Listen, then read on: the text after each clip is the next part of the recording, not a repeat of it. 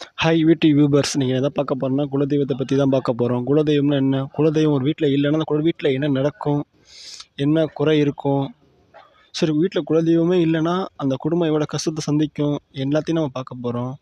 பொதுவாக குலதெய்வம் என்பது கிராமப்புறங்களில் வைத்து வழிபடும் ஒரு தெய்வம் தான் குலதெய்வம். எங்கள் வீட்டில் குலதெய்வம் இல்லைங்க, அதை எப்படி நான் பார்க்குறது அப்படின்னா, நீங்கள் செய்கிற எந்த ஒரு காரியமும் ஒரு தட்டுப்பாடாக ஆகும். நீங்கள் நினைப்பீங்க, நான் எல்லா தலத்துக்கும் போயிட்டு வர்றேன், சிவன் சாமியை பார்க்குறேன், முருகன் சாமியை பார்க்குறேன், சமயபுரம் மாரியம்மனை பார்க்குறேன், எல்லாரையும் பார்க்கலாங்க. குலதெய்வம் என்பது நம்ம பெற்றெடுத்த தாய் மாதிரிங்க. ஒரு வீட்டில் ஒரு தாய் இருந்தால் தான் அந்த குடும்பம் விருத்தி ஆகும். அந்த தாய் இல்லைன்னா எவ்வளோ தான் சொந்த பந்தம் இருந்தாலும் நம்மளை கண்டுக்க மாட்டாங்க. தாய் இருந்தால் தான் நம்மளுக்கு முடியலைன்னா உடனே வரும். அந்த மாதிரி தாங்க குலதெய்வம். குலதெய்வத்தை மட்டும் நீங்கள் எக்காரத்தை கொண்டு விட்டுறாதீங்க. உங்களை வருடம் முழுவதும் நான் பூஜை பண்ண சொல்லலைங்க. வருடத்துக்கு ஒரு முறை அந்த அம்மனை பார்த்துட்டு வாங்க. அவங்ககிட்ட உங்கள் கஷ்டத்தை சொல்லிட்டு வாங்க. உங்கள் மனக்கவலையை இறக்குங்க. ஒரு வாட்டி பொங்க வச்சு, அம்மா நான் இவ்வளோ கஷ்டத்தை சந்திக்கிறேன், நான் படாத துயரம் இல்லைம்மா, என்னை ஏம்மா இப்படி வச்சுருக்க அப்படின்னு அவகிட்ட மண்டியிடுங்க. உங்கள் கவலையெல்லாம் சொல்லுங்கள் குலதெய்வத்துக்கிட்ட. உங்கள் குலதெய்வத்தோட கவலையை தெரிவிங்க. அந்த அம்மா அதுக்கப்புறம் உங்களுக்கு எந்த ஒரு நல்லது பண்ணலைன்னா என் சேனல் நீங்கள் கமெண்ட் பண்ணுங்கள்.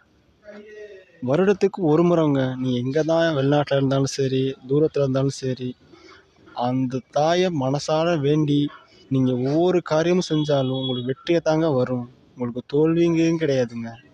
அவள் நம்மளை பெற்றெடுத்த தாய்ங்க. குலதெய்வம் என்பது நம்ம பெற்றெடுத்த தாய். அது மாதிரி நீங்கள் கருப்பசாமியை கும்பிட்றீங்களா? அப்பா என்னால் முடியலைப்பா, நான் எதை எடுத்தாலும் எனக்கு தடங்கலாக வருதுப்பா, நானும் என்னென்னமோ பண்ணுறேன்ப்பா, எனக்கு எந்த தொழில் பண்ணாலும் லாஸாக தான் வருது, என்னால் முடியலைப்பா, உன்னை விட்டால் எனக்கு யாருப்பா இருக்கா, நீ அவர்கிட்ட முறையிடுங்க.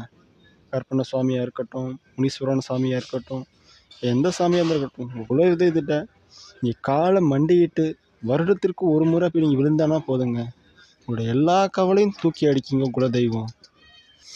நண்பா, உங்களை பெருசெல்லாம் கும்பிட சொல்ல நண்பா. ஒரு கற்பூரம், 2 ஊதுபத்தி, ஒரு தேங்காய் நண்பா.